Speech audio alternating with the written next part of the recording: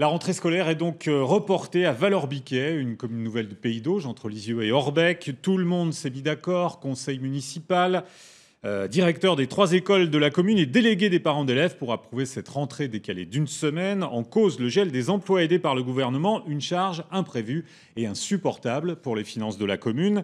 Bonjour Christelle Bec-de-Pape, vous êtes la maire de Vallorbiquet, on vous retrouve en duplex. Ce gel des emplois aidés, exactement, ça représente combien financièrement pour votre commune? Alors ça représente un surcoût de 67 000 € pour, une commune de 2 500 habitants, c'est complètement insupportable. Pour vous donner une idée, ça représente, à peu près 10 de la masse salariale. Alors, si mes infos sont bonnes, et il n'y a pas de raison qu'elles ne soient pas, vous avez dû rencontrer le délégué académique pour Lisieux Sud ce matin. Vous vous êtes dit quoi tous les deux? Pour le moment, on ne s'est pas dit grand-chose, sauf, il voulait bien comprendre pourquoi on avait vraiment besoin de ces 5 contrats aidés et on a décidé de se revoir, au courant de la semaine, une fois qu'il aurait parlé au directeur des écoles. Alors en fait, le fait de gagner une semaine sur la rentrée scolaire, ça change quoi exactement pour vous? Bah, aujourd'hui, les contrats aidés sont gelés, ils ne sont pas supprimés, mais on ne sait pas exactement, lesquels pourront être signés ou pas.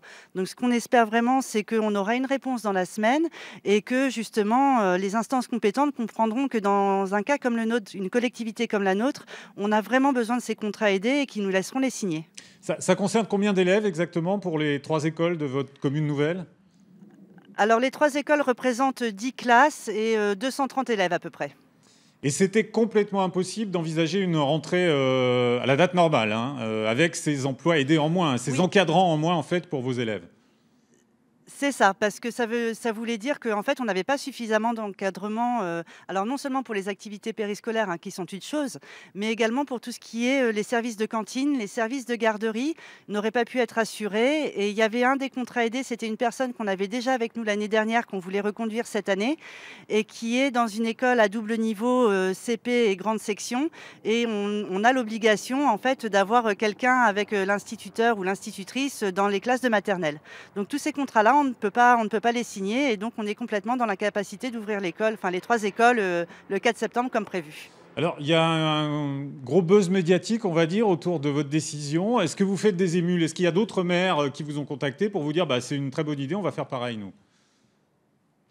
Alors pour le moment, j'ai un maire d'une commune voisine, qui se pose la question justement de faire la même chose. Il est un peu dans le même cas que nous, il avait 2 contrats aidés